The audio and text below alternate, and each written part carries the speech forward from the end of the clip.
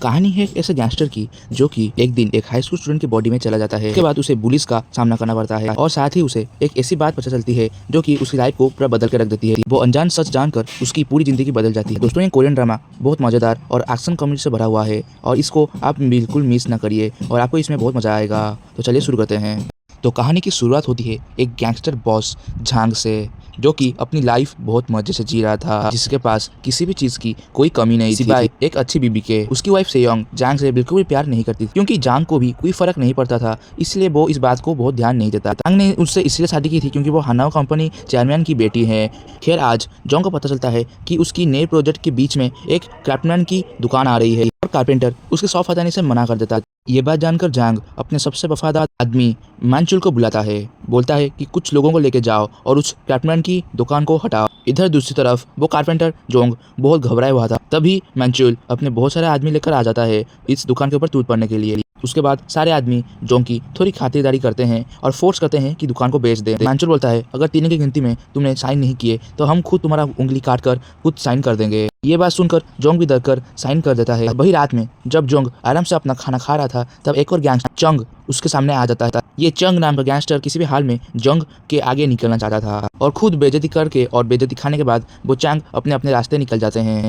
फिर दूसरे ही दिन जांग को चेयरमैन से एक और नई बिल्डिंग मिलती है प्रोजेक्ट की। इसी बात की खुशी बनाने के लिए जांग एक रेस्टोरेंट में जाकर रामेन खाने के लिए बैठता है, बट असल में उसे रामेन खाने में कोई भी मतलब नहीं था। वो तो यहाँ पर किसी को देखने आया था। इसी के आगे एक हाई स्कूल का लड़का डोंग भी उसके सामने बैठकर खाना खा रहा था। तभी जांग इस रेस्टोरेंट की मालकिन से पूछता है कि 10 साल पहले इस रेस्टोरेंट को एक औरत चलाती थी, अब वो कहाँ पर है। इस पर रेस्टोरेंट की मालकिन कहती है कि वो औरत तो मर गई होगी। ये बात सुनकर जांग रामेन को चखता है। उसे रामेन का टेस्ट बहुत अच्छा लगता है। सब खाने के बाद वो उठकर पेमेंट करने जा रहा होता। फिर उस लड़के के डोंग के पास इसका कॉल आता है। फिर वो जल्दबाजी में वहां से उठकर जाने लगता है। फिर वो उस लेडी से कहता है कि मेरा वॉलेट कहाँ खो गया है, तो मैं पेमेंट नहीं कर पाऊंगा, मैं बाद में पेमेंट कर दूँ। इसका बात सुनकर वो लेडी कहती है, बेटे तुम जाओ, यहाँ पर एक बड़े चेयरमैन खड़े हैं, वो आज तुम्हारा पेमेंट कर देंगे। फिर डोंग चेयरमैन को थैंक यू बोलकर जाने लगा। फिर वो लेडी कहती है, इस हेल्प के बदले में मैं तुमको एक बहुत अच्छा गिफ्ट देने वाली हूँ। फिर जांग पैसे देकर यहाँ से गाड़ी में जाने लगा। फिर कुछ समय के बाद वो जाम में फंस जाता है। वो उतर के चेक ही कर रहा था कि ऊपर वो डॉन भी वो ऊपर छत के ऊपर खड़े होकर अपना चप्पल निकल रहा होता है। तो वो लड़का सडनली जांग के ऊपर गिर जाता है। फिर दोनों की आंखें खुलती हैं हॉस्पिटल में।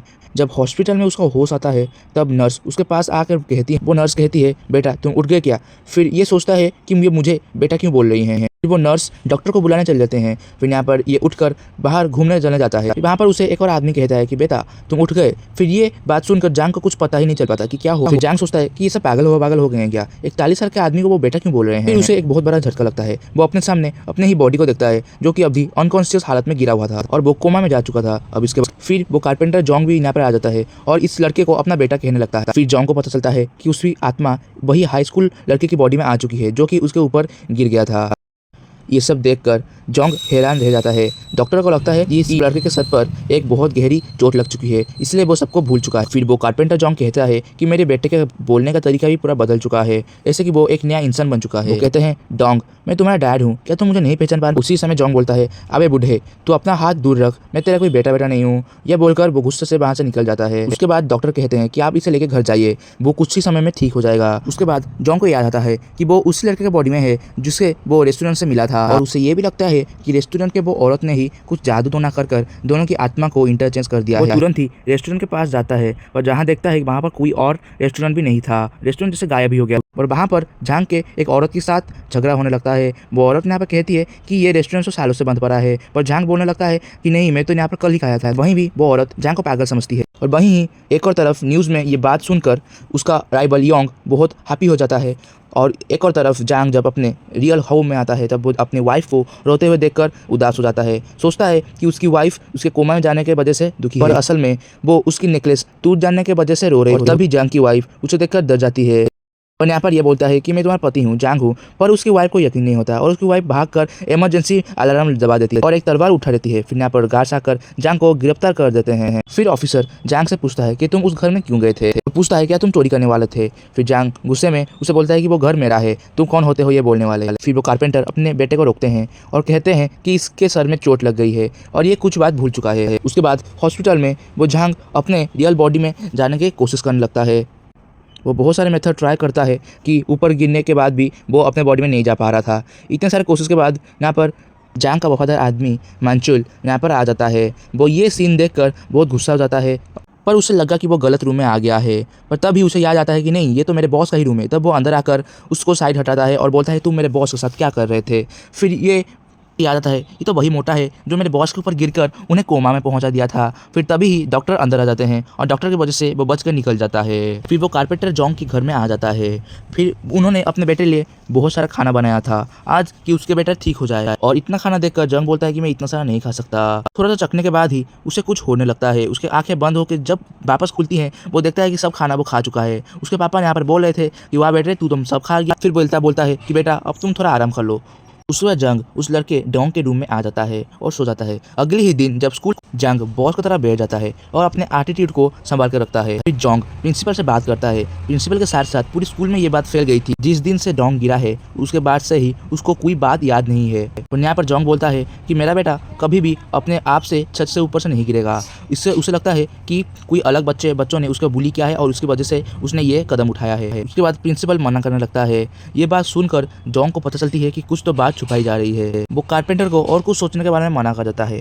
फिर जोंग उस लड़के डोंग की क्लास में आ जाता है। टीचर कहती हैं कि उस एक्सीडेंट की वजह से डोंग पूरी तरह से ठीक नहीं हो पाया है, इसीलिए हर काम में उसकी मदद करते रहना। जैसे ही डोंग अपनी क्लास में आता है उसके साथ बहुत सारे बच्चे उसके स्वागत मिडिल फिंगर दिखा के करते हैं। इससे डोंग को पता चल जाता है कि इस बच्चे के साथ बहुत सारा बुली हुआ है। वही यहाँ पर कैंटीन में बहुत सारी लड़कियां एक लड़की यून को बुली करने लगती हैं। उसके राइस में फांटा मिलाकर उसे खाने के लिए मजबूर करते हैं। यून बिना फाइट बैक करते ही ये सब खा लेती है। ये सब देखकर वो लड़की सारा खाना यून के ऊपर फेंक देती है। दूर में बैठा हुआ जोंग ये सब देख रहा था और उन लड़कियों को बोलता है कि उसे तंग करना बंद कर दो। तभी एक लड़का आता है और उसे अपनी दादागिरी दिखाने लगता है। अबे लूजर, चुपचाप बैठ के खा के जा। उसके बाद ही दो टीचर आकर उन्हें फाइट करने से रोकते हैं। पर कैंटीन के बाहर लड़के दोबारा जांग को रोक देते हैं और उससे बदतमीजी से बात करने लगते हैं। फिर वो गैंगस्टर बोलता है कि तुझे लगता है कुछ याद नहीं है, फिर भी तू जब भी यहाँ पे आता है तो हमारे लिए बर्गर लेके आता है, तू लगता है भूल गया होगा। अगर तू नहीं लाया तो वहाँ पर तू पिटेगा। और यहाँ जंग उल्टा हाथ से उसे एक चापर मार देता है। फिर एक और हाथ से फिर से मारने लगता है। फिर वो इससे पूछने लगता है कि एक बात बता, इस लड़के डोंग ने यानी मैंने कुछ तेरे साथ खराब किया है, तू क्यों इसे बुली करते रहता है? पूछता है या मैं एक आसान टारगेट था। ये बात सुनकर वो लड़का बोलने लगता है कि हाँ तुम एक आसान टारगेट थे, तुमने हमारा कुछ बिगाड़ा तो नहीं था पर तुम्हें बुली करके हमें मजा आता था। सुनकर जैंग उसे एक और थप्पड़ जड़ता है। उसके बाद और दो लोगों को भी थप्पड़ जड़कर यहाँ से निकल उसे एक और लड़का किमजे दिखता है जो कि उनके लिए खाना लेकर आया था। पर ये सब देखकर उसको डर लगना कम हो जाता है। ये लोगों ने इसे देख लिया था इसीलिए उन्होंने इसको बाथरूम में लेकर उसे पीटने लगते हैं और बोलते हैं कि ये बात तू और किसको नहीं बताएगा और ये तुम्हारे बीच में ही रहेगी और हमारे लिए खाना लेके आ। ये लोग किमजे के पैंट उठाकर उसकी वीडियो बनाने लगते हैं कि तभी ही उसे बाद में बुली किया जा सकता है। पीछे से जांग बाहर निकलता है और जांग इन सब को पेट की शक्ति से नीचे गिरा देता है और उनका मोबाइल लेके देखने लगता है। वो मोबाइल में देखता है कि हिमजोन की तस्वीरें उनके पास है बुली करने के लिए। ये देखकर वो उनको दो झापर मार देता है। फिर वापस घर आ जाता है। वो घर में उसका फोन लेके आ गया था। वो वहाँ पर बहुत सारे वीडियोस देखने लगता है। एक वीडियो मिलता है कि उससे पता चलता है कि वो सारे लड़के मिलकर इस लड़के को बहुत परेशान कर रहे थे और अब उसकी शू को ऊपर फेंक दिए थे और बोलते हैं कि उसे लाने जा। तभी वो नीचे गिर जाता है और जांग को ये सब पता चल चुका था उस लड़के डोंग के साथ क्या हुआ था। उसी वक्त देवर का बॉस वो सब लड़कों को मारने लगता है और बोलता है वो मोबाइल तुमने कैसे दे दिया। फिर तभी ही जांग उनके पास आता है और कहने लगता है कहता है कि मैंने उस वीडियो की एक कॉपी बना ली है तो आज से मुझसे दूर ही रहना, नहीं तो तुम्हारे लिए अच्छा नहीं होगा। ये बोलकर जांग उस लड़के किम के साथ वापस आ जाता है। एक और तरफ उसकी पत्नी अपने एक्स बॉयफ्रेंड के साथ घूमने जा रही थी। तभी ही उसका अराइवल यहाँ पर आकर दोनों की फोटो उठा लेता है और बोलने लगता है ये फोटोज मैं चेयरमैन को भेज दूंगा। जांग की वाइफ कहती है कि डायरेक्ट मुद्दे पर आ, तुम्हें क्या चाहिए। दूसरी तरफ जांग दोबारा अपने बॉडी के पास आ जाता है। वहाँ पर उसका वफादार आदमी मानचुल बैठा हुआ था और मानचुल उठने के बाद बोलता था अबे मोटे, मैं तुझे बोला था कि इस बॉडी के पास बिल्कुल मत आना। जांग ये सुनकर उसके अखरोट चटकाता है और फिर उसे बताता है कि मैं ही तेरा बॉस हूँ। वो मानचुल को बहुत सारी बातें बताता है। उसके बाद मानचुल को सच में बिलीव होने लगता है कि यही मेरे बॉस हैं। फिर अपनी भूख मिटाते हुए जांग मानचुल से पूछता है कि आखिर तुम मेरे बॉडी के आसपास क्यों थे। वो मानचुल बताता है कि एक रूमर फैली हुई है, वो आदमी योंग अपने बॉडी को मारना चाहता है, इसलिए मैं आपकी बॉडी की रक्षा कर रहा था। उसके बाद अगले दिन स्कूल में जांग से एक लड़की टकरा रहती है। तेजी में कहीं भी जा रही थी और वो अपना टेडी पर नीचे गिरा देती है। उसके पीछे जाकर उसको टेडी पर वापस करता है। ये लड़की यंग होती है। वो बोलती है डोंग तुम्हारी याददाश्त सच में चली गई है क्या, तुम मुझे पहचान भी नहीं रहे। भी उस लड़की योन की माँ यहाँ पर आ जाती है। देखकर हैरान रहती है क्योंकि वो तो मिस जांग का पहला प्यार थी। सुन जांग को देख बोलती है अरे बेटा डोंग ये तो तुम ही हो, कितने बड़े हो गए। जांग कहता है, अरे मिसुन तुम यहाँ क्या कर रहे हो। ये सुनकर मिसुन उसको एक लगाती है और कहती है, तुम अपने से बड़े लोगों को ऐसे बात करते हो। मिसुन उससे मान लगती है और यहाँ से भगा देती है। फिर जांग अपने और मिसुन के पुराने पलों को याद करने लगता है। सोचता है, अगर मिसुन यंग की माँ है तो उसका बाप कौन है। फिर स्कूल के दौरान वो मिस यंग के कुछ बाल तोड़ देती है और डीएनए टेस्ट से उसे पता चलता है कि वो उसकी ही बेटी है, जिसे स्कूल में बुली किया जाता है। ये बात जानकर जॉन्ग उसे प्रोटेक्ट करने का ठान लेता है। स्कूल में वो ही लड़कियां आकर उसे फिर से परेशान करने लगती हैं। तू ही मैं हमारी लिपस्टिक चुराई है ना। ये बात सुनकर जॉन्ग कहता है कि तुम्हारी लिपस्टिक मैंने चुराई थी, पर मुझे वो पसंद नहीं आई, इसलिए मैंने उसे फेंक दी। ये बात सुनकर जॉन्ग उसे बता देता है, पर वो देखती है कि अपने बेटी रो रही थी। फिर जॉन्ग मांचुल को उन्हीं लड़कियों की फोटो दिखाकर कहती है कि इन सबको मारो, और इतना मारो कि वो बाद में मेरी बेटी को आंख दिखाकर भी नहीं रोक पाए। उन्हें अच्छा सबक सिखा और उन्हें उनका बहुत सारे हदियां। और मांचुल कहता है कि बहुत समय ऐसा नहीं कर सकते, वो टीनेज लड़कियां हैं और उन्हें मारना एक पाप है। वो मिसुन से बात करती है। मिसुन नहीं जानती थी कि उसके इस बॉडी के अंदर उसके पहले प्यार की आत्मा है। ये सारी बात उसके माँ को बोलती है। फिर ये बात सुनकर वो परेशान होने लगती है। उसे समझ में नहीं आता उसे क्या करना चाहिए और कहती है वो सारी गलती उस आदमी जॉन्ग की है जो अपने बेटी को छोड़कर अकेला ही चला गया। और अपने आप को बुरा भला सुनकर जॉन्ग को बहुत बुरा लगता था। वही जॉन्ग की वाइफ उयान के साथ मिल चुकी थी। वो अपने दाद चेयरमैन को बताती है कि उसका पति 3 बिलियन वॉन का कर्ज में डूबा हुआ। इधर जैंग बोलते रहता है कि उसको अपनी बेटी को बचाना होगा, साथ में उसे उस लड़की बॉडी को भी सेट में लाना होगा। उसके बाद वो जिम ज्वाइन करता है और मिसुन ने यंग को भी यहाँ भेज दिया था कि वो भी थोड़ा ट्रेनिंग कर अपने आप को सेल्फ डिफेंस में ला सके, क्योंकि मांचुल उसका नया टीचर बनकर उसे ट्रेनिंग कराने लगता है। कुछ दिनों में यंग बहुत अच्छी फाइटर बन जाती है। उसके बाद यंग का भी बहुत अच्छा बॉडी शेप आ चुका था। स्कूल जाता है और स्कूल में सारी लड़कियां उसका नया रूप देखकर पागल हो जाती हैं। लड़कियों के साथ साथ उसे लड़के भी देख रहे थे। स्कूल से जंग यंग के साथ उसे घर आता है। वहाँ उसे अपनी बेटी की बहुत सारी फोटोज मिलती हैं। इतनी सारी फोटो देखकर वो अपने फ़ोन में एक फ़ोटो ले जाता है। बट जॉन्ग मेहनत से काम करने के बाद घर जा रहे होते हैं, पर बीच रास्ते में ही उसे बहुत सारे आदमी घेर लेते हैं। कारपेंटर जॉन्ग ने इन आदमियों से 2 साल पहले पैसे धार में लिए थे। जॉन्ग ये देखकर उन आदमियों से फाइट करने लगता है। कारपेंटर जॉन्ग उसके बच्चे को बता देते हैं और वो गैंगस्टर बोलता है कि 80 मिलियन वॉन जल्दी ही दे देना, नहीं तो फिर से मार खाने के रेडी हो जाना। उसके बाद मांचुल अकेले उन आदमियों के अड्डे में पहुंच जाता है और उन्हें बहुत पीटने लगता है। इनकी हड्डी पसली चटने के बाद बोलता है, उस कारपेंटर ने तुमसे 5 मिलियन लिए थे और तुम उससे 80 मिलियन मांग रहे हो, उसका कर्जा कम कर दो। वो आदमी भी डर कर मांचुल की बात मान लेता है और कहता है ठीक है भाई। इधर जॉन्ग कारपेंटर जॉन्ग के लिए हाथों से खाना बनाता है। ये देखकर जॉन्ग को काफी खुशी होती है कि उसका बेटा खाना बनाने लग रहा है, और उनको ये कॉल भी आया था कि उन आदमियों ने उसका कर्जा घटा दिया है। इसके बाद स्कूल में जॉन्ग अपनी बेटी की फोटो देखकर खुश हो रहा था। वो लड़कियां दोबारा यून के पास आकर उसे परेशान करने लगती हैं। इस बार यून उनसे नहीं डरती, वो उनसे फाइट करने लगती है। उन लड़कियों को धमका कर चली जाती है। ये बात देखकर जॉन्ग बहुत खुशी होता है। उसके बाद वो मिसुन की रेस्टोरेंट में जाकर सारी बातें बताने लगता है, जो जानकर मिसुन भी काफ़ी खुशी होती है और उसे रामेन खिलाती हैं। मिसुन कहती है कि आजकल तुम मुझे यून की डाक की याद दिलाते हो, क्योंकि तुम उसका सरा ही खाते हो। और कुछ लोग मिसुन को छेड़ने लगते हैं। ये बात देखकर उसे बहुत गुस्सा आता है और बात हाथापाई पर आ चुका है और जांग मिसुन को अंदर भेजता है और खुद इन सब बुद्धि तोड़ देता है और कहने लगता है कि तूने मेरी औरत को हाथ भी कैसे लगाया, और सबको मारने लगता है। और मिसुन बाहर आकर कहने लगती है कि इस तरह तो वो आदमी मर जाएगा। कहती है कि आखिर तुम कौन हो, तुम मुझे मेरी औरत क्यों बुला रही हो। उसके बाद दोनों के बीच में एक बहुत लंबी बात होती है। जॉन्ग सारी बात उसे बताता है कि मेरी आत्मा इस लड़के की बॉडी के अंदर आ चुका है और कैसे उसे सारी मिसुन की सीक्रेट्स पता है। ये बात सुनकर मिसुन कहने लगती है कि मुझे बताओ कि मेरे क्या क्या सीक्रेट्स हैं। और ये बात सुनकर जॉन्ग सारी सीक्रेट्स बताने लगता है। सारी बात बताने के बाद वो पूछता है कि तुम बताता है, जब तुम मुझसे आखिरी बार मिलने आई तब तुमने मुझे बताया क्यों नहीं कि तुम प्रेग्नेंट हो। मैं तुम्हें कभी भी नहीं छोड़ता। मिसुन को यकीन हो जाता है कि यही जान है और बोलती है कि तुम वापस क्यों आए हो, वो तुम्हारी बेटी नहीं है, मैं अकेली माँ उसे पाल रही थी। आखिर तुम अभी भी गैंगस्टर ही हो, जो कि मुझे बिल्कुल पसंद नहीं। इसी वजह से तो मैंने तुम्हें छोड़ा था। मिसुन जांग को चले जाने के लिए कहती है और जांग कुछ ना बोलकर चुपचाप खड़े होकर चले जाता है। इसी के साथ सीन शिफ्ट होती है। फिर मिसुन भी उस समय को याद करने लगती है जब वो आखिरी बार उससे मिलने गई थी। वो जांग को सच बताने ही वाली थी, पर जांग ने ही उसे पहले छोड़ दिया था, इसलिए वो नहीं बता पाई क्योंकि उसकी शादी चेयरमैन की बेटी से हो रही थी, जिससे उसे बहुत सारे पैसे मिलते। ये बात सोचकर याद कर मिसुन को गुस्सा आ जाता है। फिर अगले दिन जांग यून के साथ बैठा हुआ था, तभी एक अमीर लड़का यून से कहता है कि तुम मेरे बर्थडे पार्टी में आ सकती हो क्या। ये देखकर यून हैरान हो जाती है क्योंकि यून उस लड़की को पसंद करती थी। ये देखकर जुंग चले जाता है। जांग मिसुन को मैसेज कर मिलने के लिए बुलाने लगता है। फिर अगले दिन योंग उस लड़के के पार्टी में चला जाती है। वहाँ पर जांग का दोस्त उन सारी गुंडी लड़कियों के बीच में घुस गया था। फिर वो बोलते रहती हैं कि योंग को नहीं पता कि वो किस हालत में आएगी वापस। ये बात सुनकर जांग का अच्छा दोस्त उसे मैसेज करके बोलने लगता है कि कुछ बुरा होने वाला है। और मिसुन भी जांग से मिलने आ जाती है और जांग मिसुन से मिलकर बताने लगता है उसकी गलतियों के बारे में। वो बोलता है कि पास्ट में उसने जो भी मिसुन के साथ किया वो सब गलत था और अभी वो उसके साथ मिलकर रहना चाहता है। और मिसुन कहती है कि ये मुमकिन नहीं है और तुम पहले से शादीशुदा हो। आसपास के लोग ये सब सुनकर हैरान होते हैं कि इतना यंग बच्चा पहले से ही मैरिड है और इसका अफेयर भी चल रहा था। और जांग उसे रोककर किस करने लगता है। फिर मिसुन उसके छापर मारकर चले जाती है।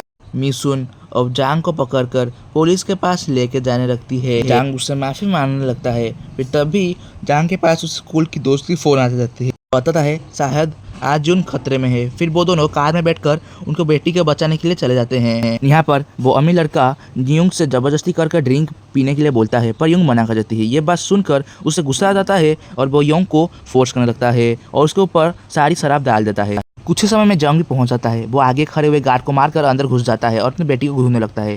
फिर जब वो देखता है कि उसकी बेटी हरास हो रही है वो उस लड़की को कवर करता है और उनसे फाइट करने लगता है। एक की वो गर्दन तोड़ता है और सबको मारने लगता है। तभी एक लड़का फाइटिंग में थोड़ा बेहतर था और 3-4 पंच खाने के बाद वो भी गिर जाता है। उन्हीं गुंडी लड़कियों में से लड़की जंग को देखकर फिदा हो जाता है। फिर यंग वो अमीर लड़के से निकलकर उसकी गुद्दी चटका देता है और उसे मारकर स्विमिंग पूल में फेंक देती है। उसके बाद दोनों यहाँ से चले जाते हैं। तो अगले दिन मेंचल जांग की असली बॉडी को देखने जा रहा था। उसके बाद कुछ आदमी उसे बाहर ही रोक देते हैं कि तुम नहीं जा सकते। उसके मानचुल जांग को आकर सब कुछ बताता है।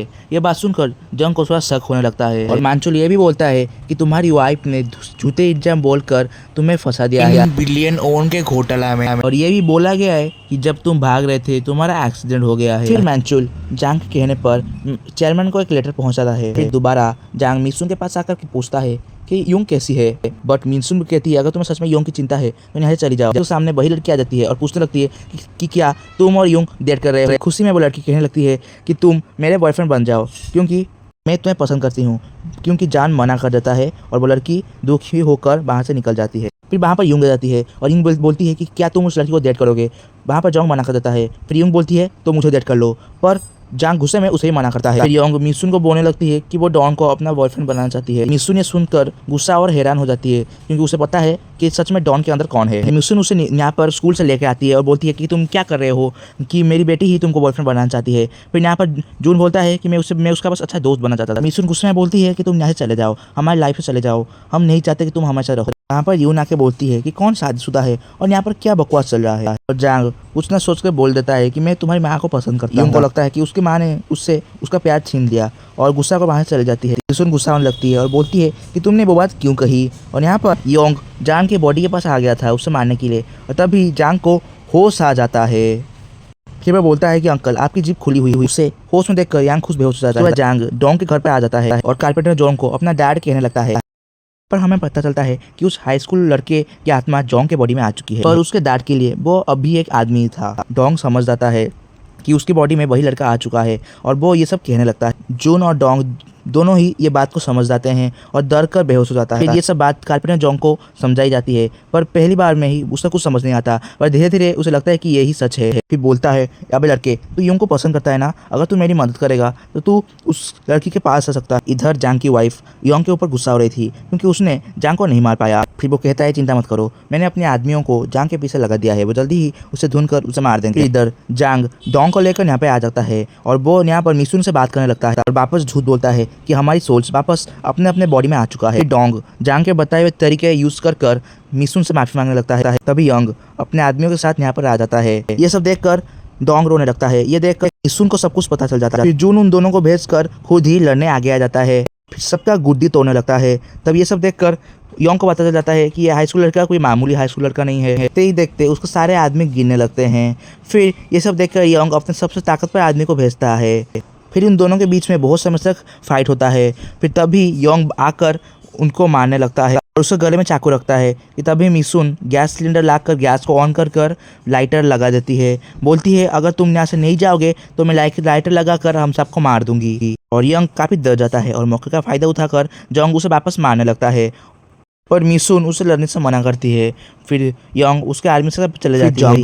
मिसुन के पास आकर सिलेंडर को बंद कर देता है और उसके हाथ से लाइटर ले जाता है। मिसुन काफी दुखी और अंदर से दुखी थी। वो जांग को साइड करके डोंग से बात करने लगती है और वो अपने सारे फीलिंग्स को बताने लगती है जो कि वो कुछ सालों से बताना चाहती थी। मिसुन कहती है कि मुझे तुम्हारी बहुत याद आती थी और आखिर 70 सालों के बाद तुम वापस आ चुके हो। उसे गले लगाती है और जांग ये समझ आता है कि मिसुन उसे अब भी प्यार करती है। इसके बाद जांग के कंपनी के चेयरमैन उसकी बेटी को बुलाते हैं। चेयरमैन हैंग को जांग के वही भेजे हुए लेटर से पता चल गया था कि उसकी बेटी सब झूठ बोल रही थी। मिस्टर हैंग कहते हैं कि वो लेटर जांग के एक्सीडेंट के पहले लिखा गया था। उसने राइटिंग भी चेक कराई और ये राइटिंग बिल्कुल जांग की ही है। वो बोलती है कि ऐसे कैसे हो सकता है क्योंकि मैंने एक्सीडेंट के बाद ही यंग के साथ हाथ मिलाया था। मिस्टर हैंग्स को पता चलता है कि उसकी बेटी धोखा दे रही है और उसके अफेयर के बारे में भी उन्हें पता चल गया था। इधर जांग डॉन को सारी स्क्रिप्ट समझाकर चेयरमैन के सामने बोलने के लिए भेजता है। फिर वो चुपचाप जाकर चेयरमैन के आगे बैठ जाता है। फिर चेयरमैन उसे बताने लगते हैं कि वो एक भी रुपया अपनी बेटी को नहीं देंगे। फिर ये बात सुनकर उसकी बेटी भड़क जाती है और कहती है कि उस जूंग का भी एक लड़की के साथ अफेयर था और उसका एक रेडियो के प्रॉब्लम के वजह से बचा हुआ जांग कुछ डोंग को कुछ बोल नहीं पाता। इसकी वजह से डोंग अपने ही दिमाग का यूज़ कर बताने लगता है और बोलता है कि हाँ मेरा अफेयर चल रहा था और बोलता है कि अगर आप मुझे भी 1 रुपये नहीं देंगे मेरे फैमिली के साथ रहने के लिए तो मैं यही मानता हूँ। चेयरमैन भी उसके ऊपर गुस्सा नहीं करते। ये देखकर चेयरमैन की बेटी गुस्से से बाहर चली जाती है और ये देखते चेयरमैन बोलता है कि तुम जो चाहे करो। फिर ये डोंग खुश होकर बाहर से चला जाता है और जियोन के साथ हाथ मिलाता है। भी उसके वाइफ गुस्से में आकर उन्हें ठोकने वाली होती है। वो गाड़ी जोर से चला के आती है। जांग डोंग को धक्का देता है और खुद एक्सीडेंट हो जाता है जिससे जांग काफी जख्मी हो जाता है। जहाँ पर मिसुन भी आ जाती है। यंग बोलती है कि माँ ये मैं डैड है ना, आपने इनकी फोटो को मुझसे छुपा के रखा था मैंने देख लिया। फिर यहाँ पर जोंग यहाँ बोलता है कि हाँ मैं तुम्हारा डैड हूँ। ये बात सुनकर युंग परेशान होने लगती है। बोलती है कि ये क्या चल रहा है, ये दोनों मेरे डैड हैं। इसके साथ ही जांग बेहोश हो जाता है। ये सब देखकर अपने आप डोंग भी बेहोश हो जाता है। फिर जांग को अपने आप होश आता है जिससे मैं देखता है कि उसके आगे वही रेस्टोरेंट वाली औरत खड़ी थी। वो लेडी जांग को सोने के लिए कहती है और उसके मुंह में ऑक्सीजन मास्क डालती है। उसके बाद कहानी 6 महीने आगे जाती है जहाँ डोंग अपनी असली बॉडी में वापस आ चुका था। वो हॉस्पिटल से डिस्चार्ज होकर स्कूल आ जाता है और हर एक बच्चे उसकी तारीफ करने लगते हैं। स्कूल की सारी बुलीज ने डोंग की वजह से स्कूल छोड़ दिया था। फिर डोंग और यून स्कूल के नए हीरो बन जाते हैं। उसी गैंगस्टर यांग को भी पुलिस ने पकड़ लिया था और असली जांग भी अपने बॉडी में लौटने के बाद गुंडागर्दी छोड़कर अपनी वाइफ मिसुन के साथ रहने लगा था। साथ ही कारपेंटर जोंग और मांचुल भी इनके साथ रहने लगे थे। इसी के साथ ही जांग अपनी बेटी के साथ अच्छा समय बिताने लगा था। इसी के साथ मूवी एंड होती है। मूवी कैसी लगी कमेंट करके बताइए और लाइक से सब्सक्राइब कीजिएगा। धन्यवाद।